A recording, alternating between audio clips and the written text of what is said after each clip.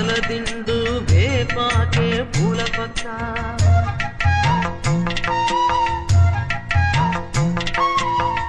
తల్లి చేయనిస్తే జోలాలి పాడే బిడ్డ ఎన్ని నాళ్ళ పుణ్యమో ఈ వరం దొరికెనే ఆనందం పొంగెనమ్మా వెల్లువెల్ల కన్నుల దేవి మహాదేవి ఏ సేవ చేయగలని పాదం నీ పాదం సర్వదోషాలు తొలగించునే